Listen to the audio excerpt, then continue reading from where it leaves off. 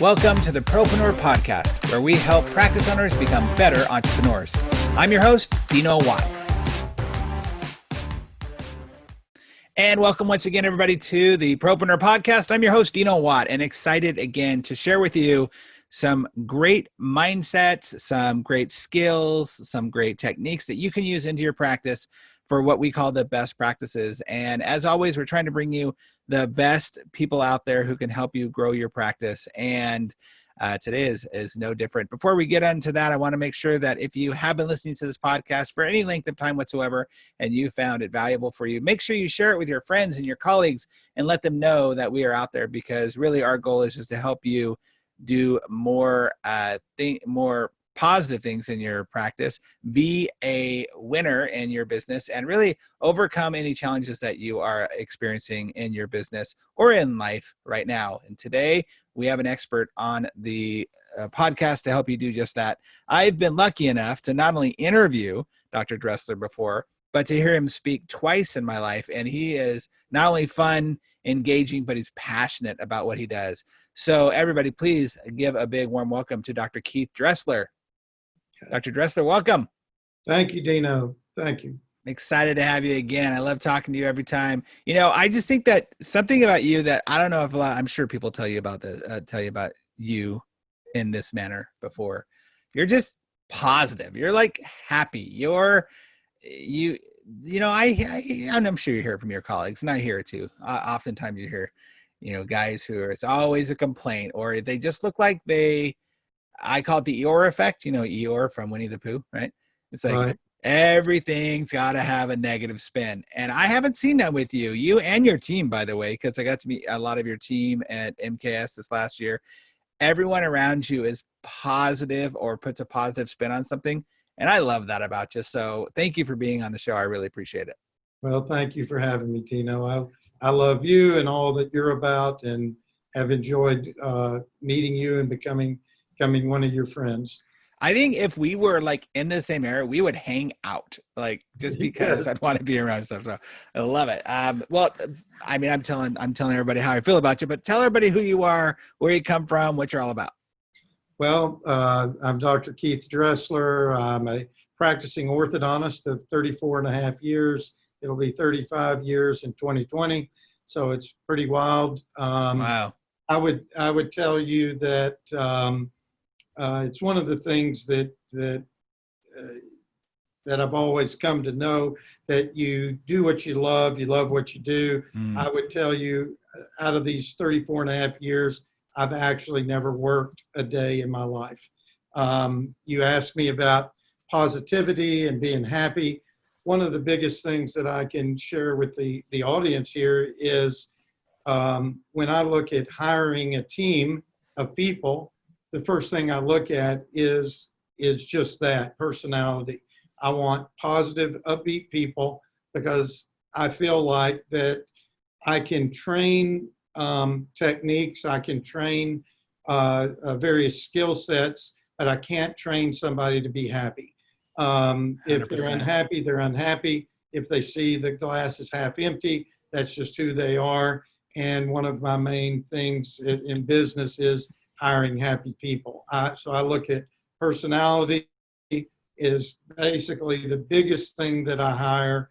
And I would give that as a little nugget to those people out there, because you live most of your life in your practice, more so than in your home. And why not make it a positive place?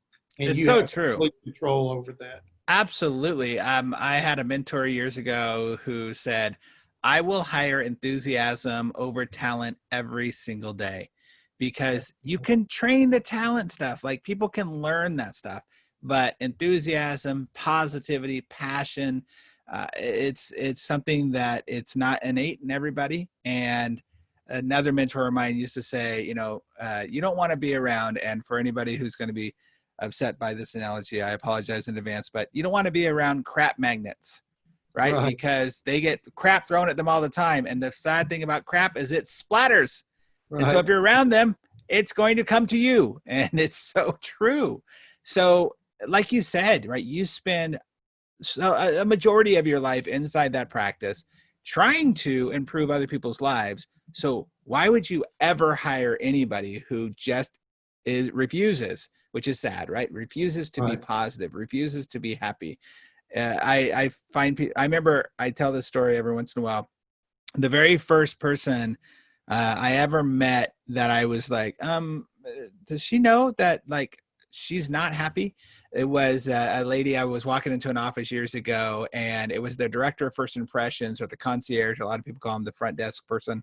Um, and she was like, just her face looked like she had just sucked on a lemon.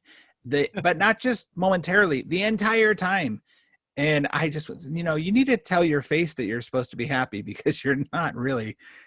It's just surprising to me. So I love that you have that attitude and that belief system. Let me ask you, and this isn't going to be part of our topic today, but let me ask you, obviously you do every once in a while have somebody, I'm sure you've had in your 35 years of experience, where they put on that happy face at the beginning. They're perfect. Like they come to the interviews and all their stuff. And then you find out kind of quickly that, yeah, that was just a show, and they're a negative Nelly or a Debbie Downer. How have you dealt with that? And this is really important for me right now. I'm sure it's top of my mind because I'm releasing my next book, Hire and Fire Like a Boss. And a lot of people have this conversation, have this challenge. How have you dealt with that in the past? Well, the way I deal with it is, number one, I view myself as the coach, okay, of a team. I basically, and coach owner, if you will. And when I hire somebody that is not a good fit for our team, I basically blame myself. I don't blame the other person. Okay, that's number one. I take responsibility. And what I share with the team member that is not a fit is I have a meeting with them and share that it's completely my fault, because I'm the one that hired you. And I thought you to be this person, and you actually don't fit our team of who we're trying to cultivate. And what I'd like to do for you is there is teams out there for you. So I don't believe in damaging one's self-esteem. Reputation or self-esteem, Yeah, sure. or anything like that. And I basically say, hey, how can I help you find a different team to play on? And that's basically how I handle it. I don't let them go immediately. I let them stay for 2-3 weeks so they can have a paycheck, but I allow them to go interview. I will give them recommendations, et cetera, but I don't play around with that. Meaning there's, in my practice, there's a 90-day window that they can leave at any time, and I can have Sure. them leave at any time. And you want to make that decision within that first 90 days. Yeah, I love that. And I know I've talked to people before where, with that probation period, right? So important. Surprising when people don't have that. And then you do every once in a while have the person who's, like a warranty on a refrigerator. As soon as you hit that 90 days, all of a sudden they're different, right? Because they're certified. But I think one of the most important things that you just said, here we are, not, just a few minutes into this recording and to this podcast. And you said something that I think not a lot of people do in their business, which is so crucial, which is they take ownership for their mistake, right? They don't blame them. They blame themselves of really understanding, oh gosh, I dropped the ball here. Maybe I was in a pinch and I needed to hire somebody quickly, so I hired them too quickly. Or maybe I overlooked this thing. Even though I saw that red flag, I let it go. And now it's coming back to haunt me, if you will. And so I love that you said that. I love also you recognize that, sometimes it's okay just to realize that that person is not a fit for you, or you're not a fit for them, right? Like I often tell people, hey, we're just not a fit for what you want. We now understand that you want to be able to come in late. We understand that you want to not adhere to our rules. That's totally okay. Just, it's not a fit for us. Like we're not a fit for what you need. So I love that. I'm going to help you find somewhere else where you are a fit. That's great. Well, like I said, that's not our topic for today, but I appreciate you helping us out, because your wisdom of over 35 years of information is amazing. And that's what we're here for, is to give those best practices. We are here to talk about how to grow their practice, how to grow your practice and what those keys are. And you've done something that I think is really remarkable. And I'm going to put myself on the spot here for just a second. I got to tell you, Keith, I've had dozens, if not multiple dozens of ideas in my head of, wow, I think I can make this faster or smarter or better. And I just haven't done it. Like, and it drives me nuts when I actually have that idea and then cut to 2-3 years later, all of a sudden I see it on the market. I'm like, dang it, I was going to do that. Yeah. You actually didn't do that. You've done something here pretty remarkable. You saw a need, and on top of being a busy orthodontist with a successful practice, you did a very entrepreneurial thing and said, I'm going to build it and see if people will come. Talk about that journey. And I know this isn't your first time doing this either, by the way. Right. Yeah. No, entrepreneurship is probably another one of my gifts that I've been given by the good Lord up above. And this is, I created a company, Rhinogram is the one you're referring to.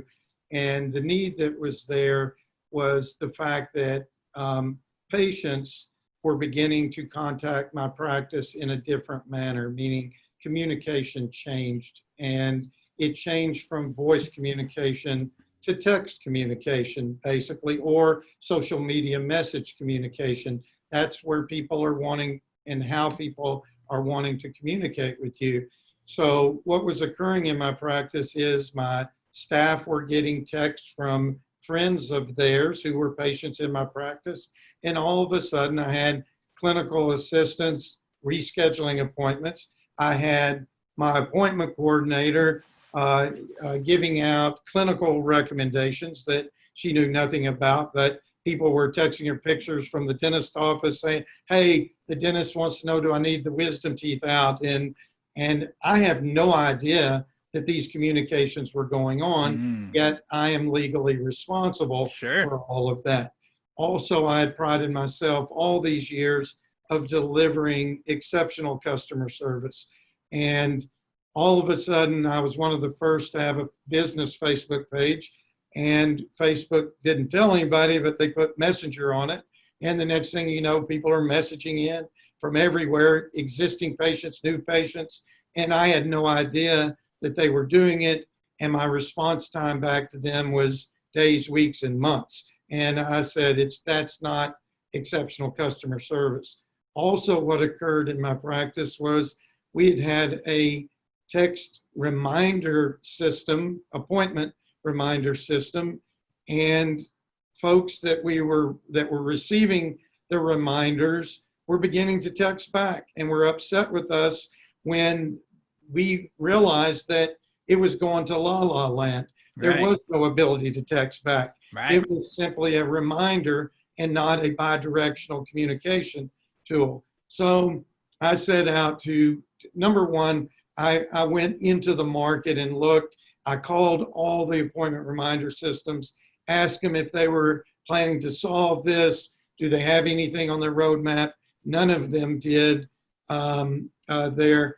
And all of a sudden, I wanted to take control, especially from the legal side of it, all the communications that were occurring in my practice. And one of the things I set out to do with my staff is I told them, I said, hey, if anybody texts you personally anymore, there's fines that come with this.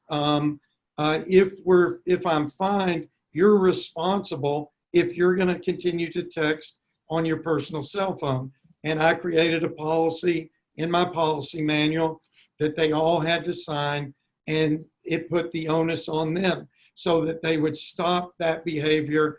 And we created a company that would allow the patients to do what they want, the practice to do what it needs to do, remain compliant, and then all of the communications are basically in a place that is owned by me, the doctor, and is non-editable. So we can go back and review conversations, et cetera, et cetera.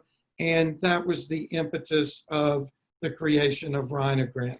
Okay, there's a lot to unpack in there because you did a couple of things. First of all, I love that you have embraced your entrepreneurial journey and the entrepreneurial side of you. I know that, just in life in general, the collective population, there's about 3% of us that are actually entrepreneurs. And we look at that into the microcosm of orthodontics and dentistry, it's tiny. Like people who don't understand the journey of an entrepreneur, and it's challenging.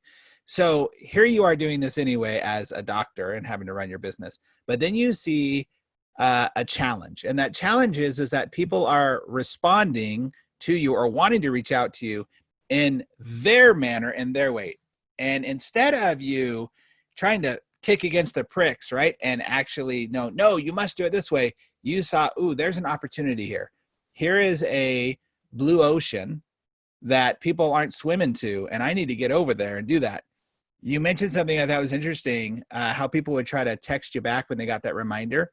I literally just did this. I want to say it was last week. I was visiting somewhere, and they reached out to me to say, hey, I hope your stay is, it was at a hotel, I hope your stay is great. Let us know if we can do anything.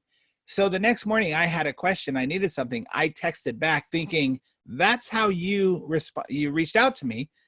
I text back and I get a direct message back that says, for any questions, please call this number. It's like, well, why'd you text me? Why'd you give me a text to tell me that you were here to help me? If you could have just texted me then, if I had any questions, reach out to this number. Don't tell me or make me think I can reply back. And that's exactly what people were doing for you. And you went and you found not only a way to solve that problem, but also to make sure it's compliant and it is something that it's not going to get lost in translation because you have other people involved in the situation as well. So then let's narrow down what Rhinogram actually does for doctors in a very, is there like kind of an elevator pitch for that? Is a very small way to help people just know, oh, this is what it does. Yes. Well, yes. The first thing we would do is give a practice a HIPAA compliant textable number. That number is going to be 99% of the time the same exact number as their voice number. So very simply and easily, they can begin marketing, text or call this number. And you can begin educating. In my practice, we have a simple card that we hand out to every one of our existing patients and new patients that come in. Save yourself a visit. And on the back of that card is all the things that they can text or take a picture of and send it in to us to keep them from having to come into my practice. And it not only does them a favor and saves them a lot of time, effort, energy, money off of work, off of school, of course, all of that. But from my practice standpoint, every time that happens, it'll save my practice $30 to $50 because that's what it is, the hard cost of somebody walking through your door. So first and foremost, we at Rhinogram give you this HIPAA compliant number because again, I would tell you, patients want convenience, providers need compliance, and we provide both of those. So that's great. To a practice. I love that you're taking that opportunity right away to educate people on how to interact with you. People treat us the way that we allow them to treat us and the way we teach them to treat us. And that you're giving them the card right away. Save yourself an appointment. Everybody, that's going to be a stopper right there because everybody wants to not have to come in and see you. I know that's hard for some doctors to hear, but nobody wants to see you. Nobody wants to come in except for their own desires, right? To make sure their teeth get done. And so if you're saving them a visit and then you're telling them, hey, here's all the things that you never have to come and see us again for, or that we can shorten your visit, or we can cut down the path to actually getting you what you want. That's awesome. It's fascinating how many people don't train people how to treat them. And you did just that. And then on the other side, the compliance side of things, to make sure the doctors know that, hey, they're covered, they're okay, HIPAA compliant. That's awesome. And you had mentioned before, and I'm going to kind of cut corners here for a moment. You literally have a process to where you can do almost an entire first appointment, an exam with people through texting. Right. That's huge. And now I know there's doctors right now that, well, they got to come in and see me and I got to do my treatment plan. So tell them in a really kind of bite-sized chunk, what is it that I can do with you? I say I'm a patient that I can do before I even come in and see you and get the treatment from you. Well, first of all, I think doctors must realize the number one question patients want answered is, how much is it going to cost? Yes. Okay, that's number one. When you go to text, that's going to be your number one question. Hey, I'm looking for braces. How much is it going to cost? Do you do Invisalign? How much is it going to cost? Do you have pay arrangements, et cetera, et cetera? They want all of those questions answered, but the number one is it affordable to me? And Right. if so, I want it now, right? Right. I mean, that's basically what it is. So on my particular website, we have a free online smile assessment with a quote. So what we have them do is, because the quote is what gets them, Sure. That's what they're wanting to know. So we very simply have them selfie me in 3 pictures of their teeth, selfie me the front and back of the insurance card, and we walk them step by step how to do it. And in over 90+%, we'll be able to give them a quote, which is what they want, and what type of treatment they are going to have. I'm not going to get into, am I pulling teeth, not pulling teeth, this sort of thing. But I am going to be able to determine by seeing pictures, is it 1 or 2 teeth am I moving, or is this a 24-month case where I've got things that I'm going to have to extract teeth, and it's going to be a much more difficult, longer case, which obviously is going to be a higher quote. So I just want to interrupt you right there, because I could just hear the doctors saying, well, you mean you're going to let them take the pictures? Like, how can you tell off those pictures? Man, kids these days, they're amazing at selfies. And if you tell them what to do and how to, and by the way, cameras nowadays, probably the camera that kid, those teenagers have in their hands right now are better than the cameras you have in your office.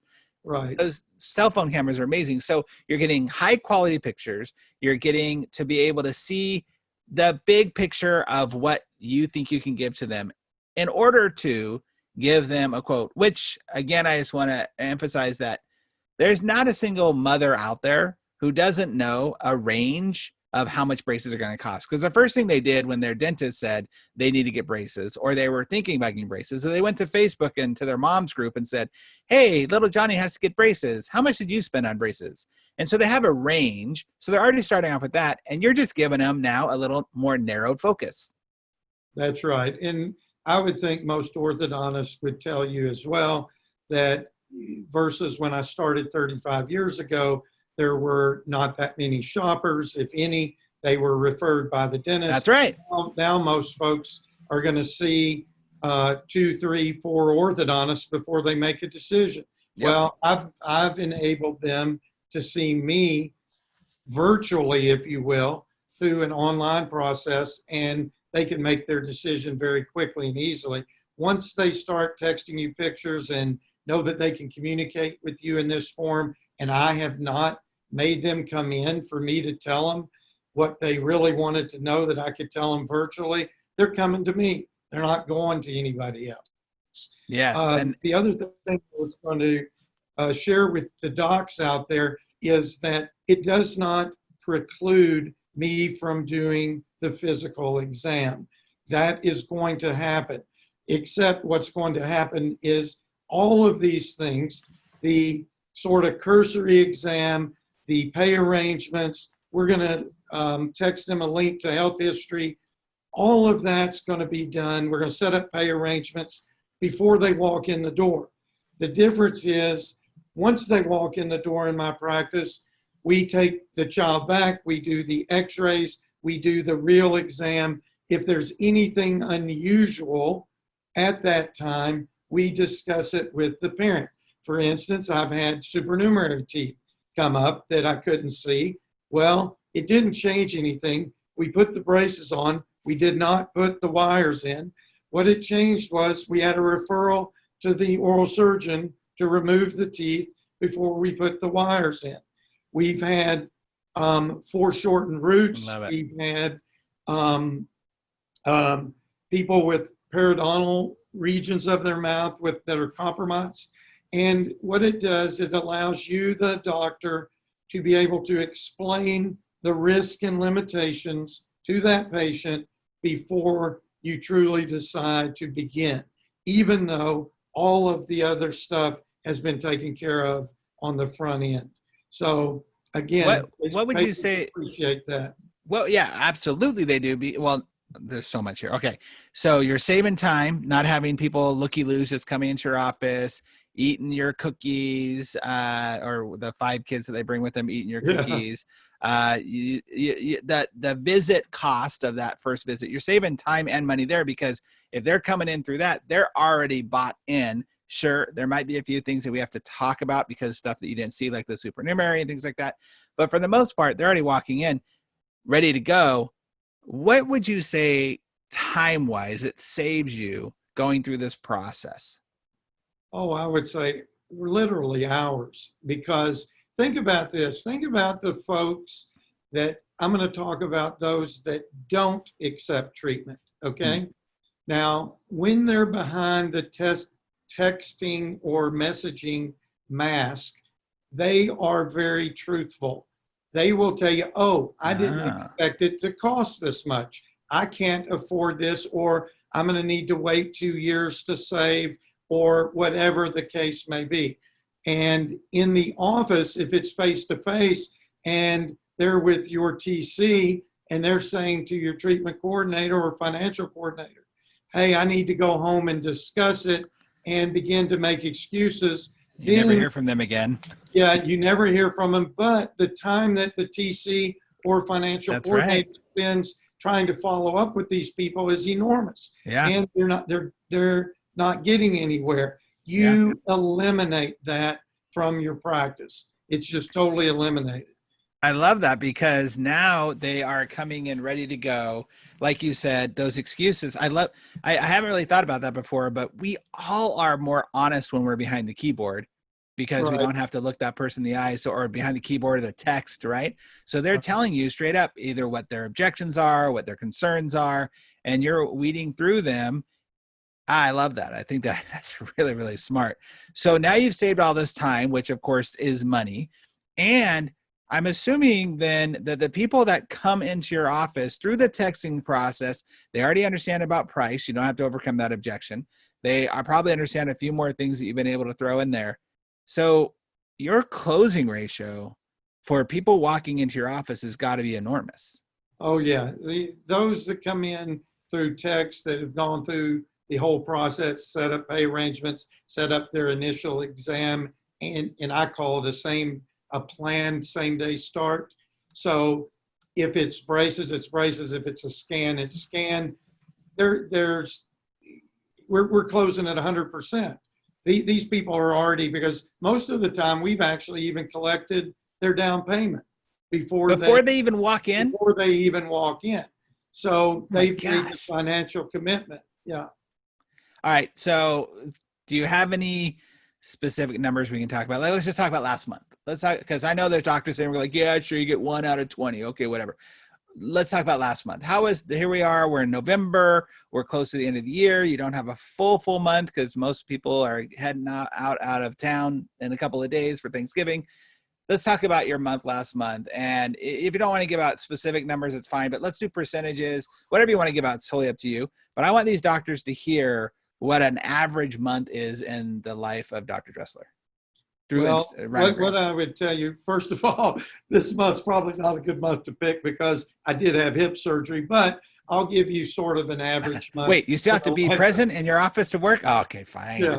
But hey, honest to goodness, I'm laying in the hospital bed the day of surgery, that afternoon after surgery, and I did 3 virtual exams that had texted in. As you're in the hospital bed? And I'm in the hospital bed, yes.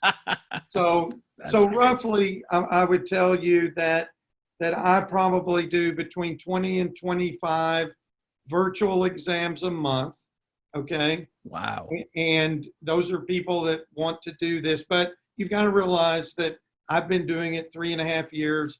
I'm Yeah. pretty much known in my community and separated myself out from everybody else So as the powerful. virtual orthodontist. Love it. So it's another way of separating yourself.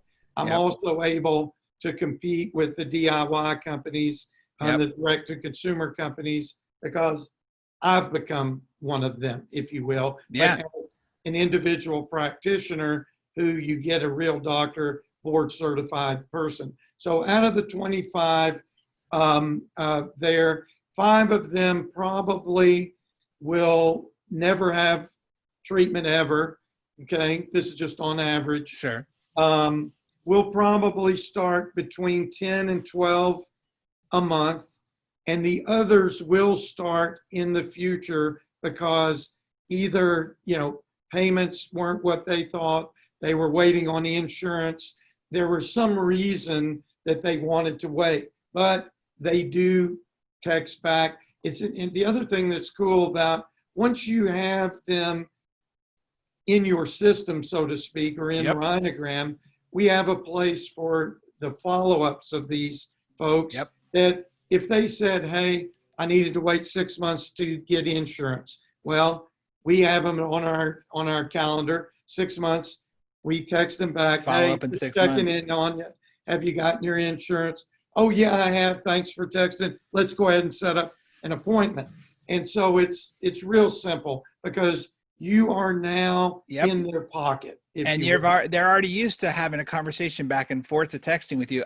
Unlike if it's just an appointment reminder, they're just seeing that as an appointment reminder. This is where you've had conversation back and forth. So you've gained that trust, you've gained that connection. That's pretty freaking awesome. That's on top of just normal business, by the way. A couple Right. of things. That's I right. love that you said this, that you separated yourself as the virtual doctor, right? People know that. That's a great marketing piece, number one. And number two, look, if somebody is reaching out to you, knowing you're the virtual doctor, knowing this is the way it goes, they just get used. Oh yeah, this is the way this doctor does stuff, and they get used to it, and that's totally okay. Meaning that it's something they expect. And that's very powerful because now you're overcoming those objections. If I'm at a book club, right, and mom says, "Hey, I'm thinking about getting braces," you go, "Oh, you got to go to my virtual doctor. This is what he does," and they explain it for you. They do the marketing for you. And then I'm going up there. I'm already expecting this stuff. You are different than the other guys out there. That's awesome. No, it is. And that's exactly what's happened. I mean, believe it or not, I've had a 28-year-old female in aligners. She runs into a high school classmate of hers at the grocery store.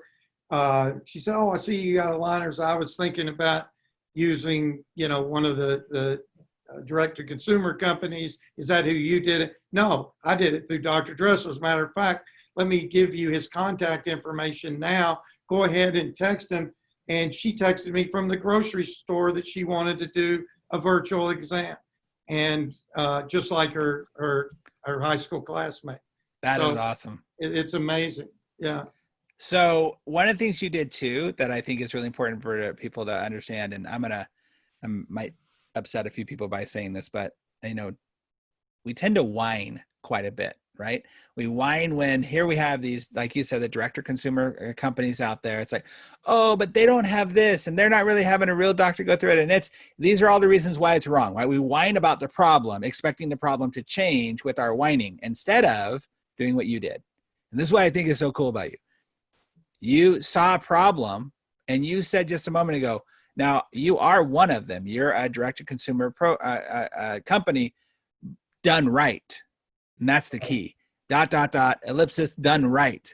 You saw the problem that was out there. You heard the complaints. You might have even been that person. What? No, they can't do this on their own, putting a little bit of goop in their mouth and then getting it, with no doctor approval or no doctor oversight.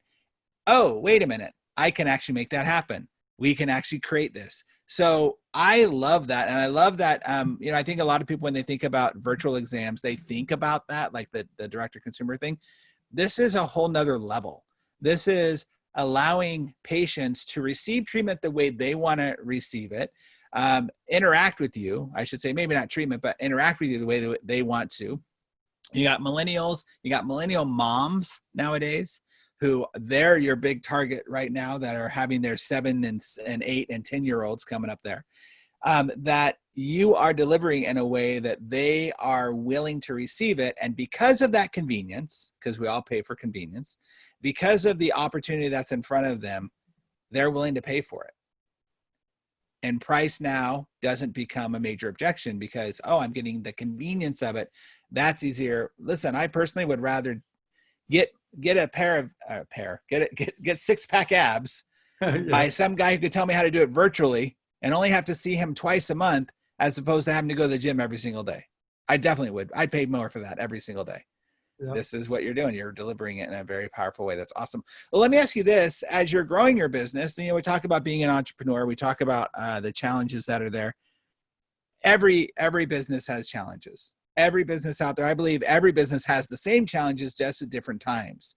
What's the big challenge you're facing right now in your business, whether it be in your practice or in your business with Rhinogram? Well, I think the biggest thing is we're in a hybrid state in my practice. Let me talk about my practice first, because you still have what I would call your traditional consumer who wants to come in and you do it the traditional way. And then you've got the millennials that are just coming in, and I liken it. I really believe we're at about a 50-50 point in time. So what ends up occurring is you have to create processes around various things that you didn't have processes around before, meaning we're developing virtual processes, meaning how do we deal virtually with things. And because we're one of the first to ever do it, we're sort of inventing the wheel of what it is. So you go through some trial and error. But the great news for what I would call Rhinogram users, a lot of this has been done for you by me in that we give you templated responses. We give you all the processes as we know them to be the best today. Yes, they will continue to evolve. They'll continue to change, but at least you're not having to do it all. Not to make it up on your own. Yeah, sure. You've got the playbook. You've given people the playbook. I love that you had mentioned before that you, like you said, the templated responses so that you know that your team members aren't just making stuff up or saying stuff that's not correct, that it's all templated. So it's number one, compliant, but number two, everybody's on the same page. So so is the challenge the merging of those two worlds then? It is, and it's, but I see it becoming easier and easier and easier as time goes on, because again, the millennial world will dominate in 5 to 8 years from now. And everything will go virtual, or I won't say it'll never be everything. That's not a right way of saying it, but the vast majority is going to be virtual versus traditional, where right now it's traditional. And what orthodontists need to understand, again, the bigger challenges that are coming down the pike is how you acquire your new patient population. Okay, that's going to be your biggest challenge. Again, right now, you may not feel it as much because you still have a lot of traditional acquisition going on, but down the road, it's you better know how to digitally advertise. You better know how to go direct to consumer, and have an easy way for that consumer to do business with you. If you don't, then it'll just, you're going to fall further behind. And I guess if you're a complainer, you're going to complain a lot. Yeah. At that point. Well, as an entrepreneur, client acquisition, patient acquisition in your guys' case is crucial to understand how to do that. And it is changing rapidly, and you need to be on the forefront of it. I believe in life and in business that we either choose to change or we will be compelled to change. And you don't want to be the people that are being compelled 5-10 years from now. I think the traditional ways of doing business, I've said it many times on this podcast and my events, is that the referral-based business is going to be crucial when it comes to referral from patients, but is going to be a thing of the past when it comes to dentists, because they are going to more and more use things like Invisalign for themselves, or they're going to go find an associate who is drowning in debt and just gets out of school and says, hey, well, so I can hire you for 180, 200K a year and keep all that money in here instead of referring it out to my doctor friend. Yeah, that is smart business, by the way. It's not that they're doing anything wrong. It's smart business. And as business owners, you've got to figure out ways how to separate yourself from the crowd and be a leader in your industry. And this is one way to do it. When it comes to what you see as a challenge out there, you talk to a lot of doctors, you speak a lot. Are there any main challenges and problems that you see with doctors that you have been able to solve, or Rhinogram is able to solve, or even if Rhinogram or yourself hasn't been able to solve it, you see a solution for it?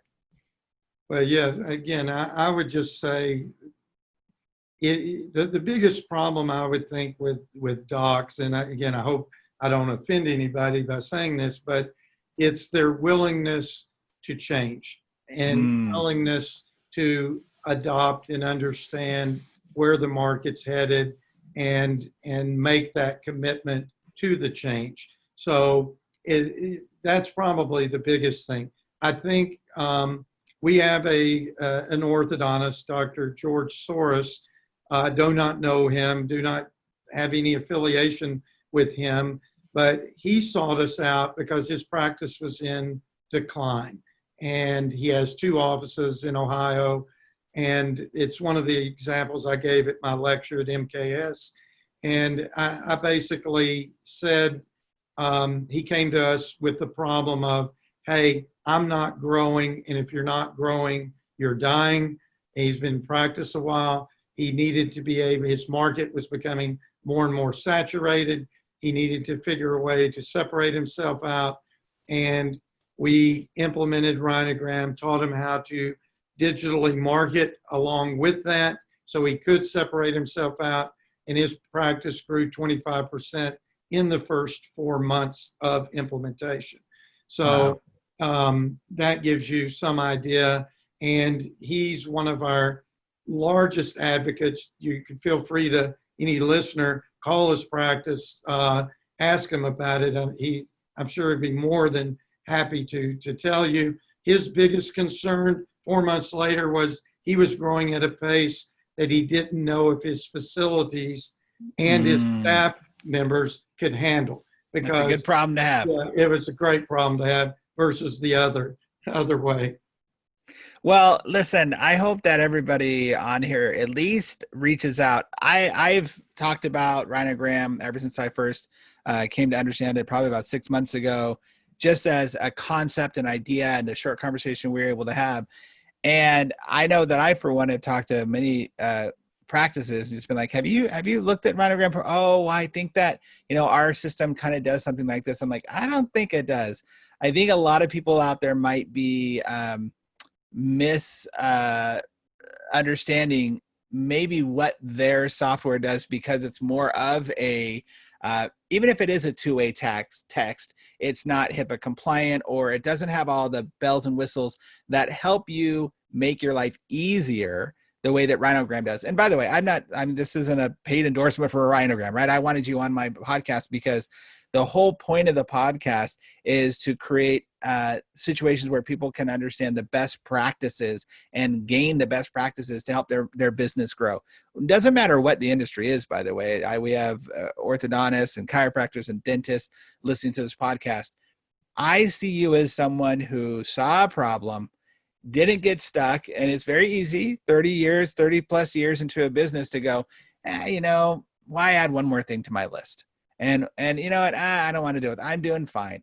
But saw an opportunity, created that entrepreneurial spirit again inside of you and said, I want to create this. And so I felt like having someone like yourself on this podcast can help someone out there, and even if it helps one person. So my plea to everybody listening to this is reach out to Dr. Dressler with Rhinogram and see if it's a fit for you. How can they do that, by the way? What's the best way to reach out to you? Well, if they're looking for Rhinogram, by the way, Rhinograms in all of healthcare. I come from a medical background. Really? Yes, we have 26 different specialties using Rhinogram today. We do have chiropractic offices. That's awesome. We've got OBGYN offices. We've got pediatric physician offices. You name it, they're using it. And it was built for all of healthcare. Obviously, I have a passion for orthodontics, and I brought it to the orthodontic world because I really felt like it solves lots of problems that we have, but also as a direct way for individual orthodontists to be able to compete with the direct-to-consumer companies. So it's all the above. And you mentioned bells and whistles and things, and that is true. We're much more than a bidirectional texting platform. Yes. We're a true telehealth platform. We have consent management. We've got connected parties. We've got all the legal things that are required, how you store, how you log in, how you do all the things that you're required to do. And we have smart routing of messages, because when you basically replace voice with text conversation, you then can move messages throughout the organization. So if it's something about insurance, you can assign that to the insurance department. Oh, if wow. it's something about clinical, pictures are coming in, you assign that to a clinical team to respond. So it's not just one-on-one response from one person who might answer a voice call. You move it. And the other beautiful thing is lots of people are seeing these messages at the same time. So contextually through the practice, everybody knows what's going on with Dino Watt, let's say, who texted in about X, Y, or Z. Right. So it's really, really cool. It's like a office management system included inside the program. That's correct. That's pretty awesome. Wow. See, just more and more. If we don't have enough time to go through all the stuff that's there, that's pretty awesome. I could talk to you seriously for another hour, because I just think if there's one thing I hope that people just think about over and over again is, how can I be on ahead of the wave of what's happening and be able to kind of think ahead and be willing to try things out. Look, I am sure if we were to have more time, we could talk about all of the amazing failures that happened when you were first launching Rhinogram, and the lessons you had to learn, and the learning curve that you've gotten through, so other people don't have to worry about that. But the fact of the matter is you have gotten through it. You are here. And that's pretty awesome. We are at a stage in the show where I like to ask some rapid fire questions just to get your perspective on things. Are you willing to play? Yes, sir. Awesome. So the first thing I want to know from you is what's the number one thing that you wish they would have taught you back in school?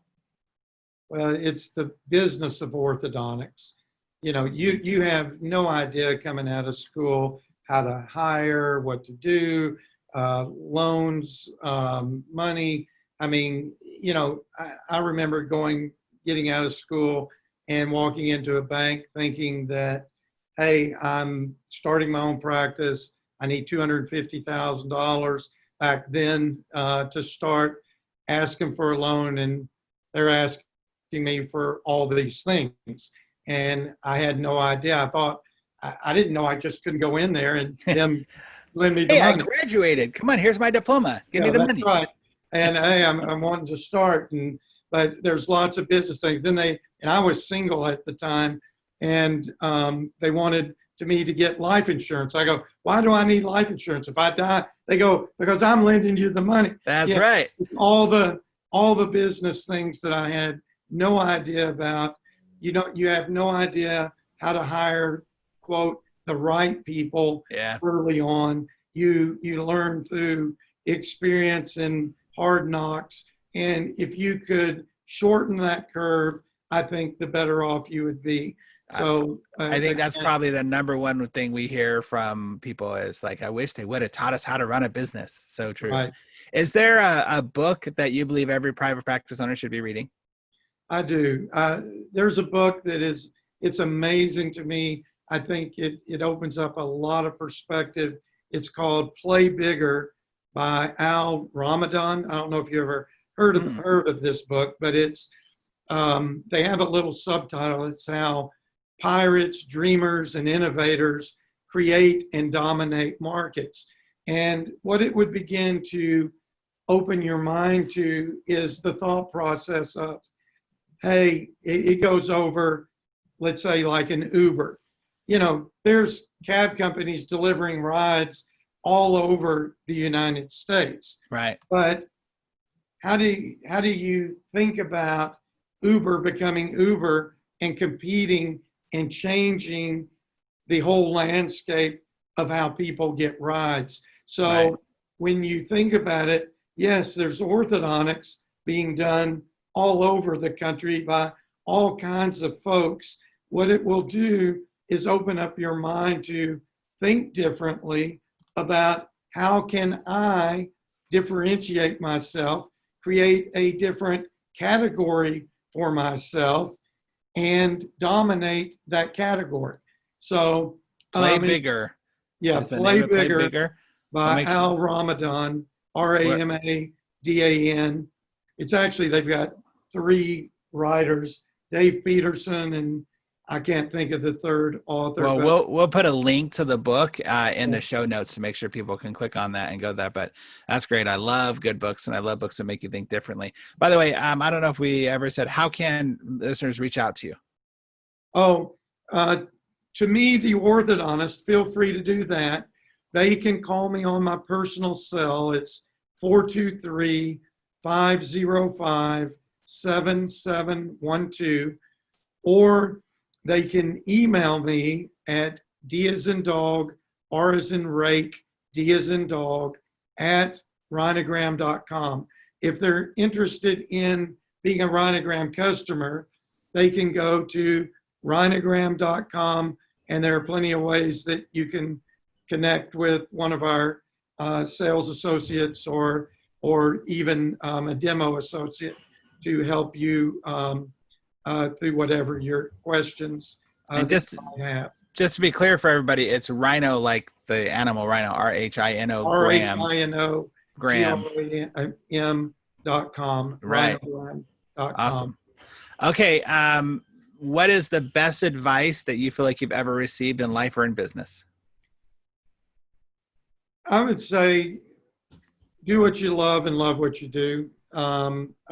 As I mentioned at the very top of the broadcast, is I feel like I've never, ever worked a day in my life. That's awesome. I'm doing every day of my life. I've done what I've wanted to do, love to do, and that includes creating businesses and my entrepreneurial side of me. And I feel very, very fortunate and blessed that the specialty of orthodontics has given me the time to be able to do other parts of my personality or brain type that allow me to be the happiest I can be. So that's what awesome. I would tell you. I love it. I love it. Man, Dr. Dressler, I just love everything that you're about. I love that you were able to give us some of your time here today and share your message with those that are listening. And I wish nothing but the most success for you, because I think that you are doing it right. And I appreciate it. I know everybody listening appreciates it too. Thank you so much for your time here today. Well, thank you, Dino, for having me. And again, I love your company and more than happy to come on anytime you want to ask me. Yeah, we might have to do a part 2. Yeah. Well, everybody that is out there in podcast land, thank you again for listening to the Propreneur podcast. We know our goal here is to hope that you will be more proactive, productive, and profitable in all areas of your life and business. And please, again, share this with your friends and family members. Please reach out to Dr. Dressler. See if Rhinogram is a good fit for you and your practice. I love that he was able to end closer to the end here saying that it's not just for orthodontists, it's for all medical practices. So if you have a medical practice or a business that you think can use this, please reach out to them. Other than that, we will see you on the next podcast. Thank you, everybody, for listening. See you next time. Thanks so much again for listening to the Propreneur Podcast. We really appreciate your support. If you haven't subscribed already, please make sure you do so. Also, if you feel like you might be a good fit for our podcast as a guest or know somebody who you think would be, go ahead and email us at dino@dinowatt.com. Again, thanks for support. We'll see you on the next episode.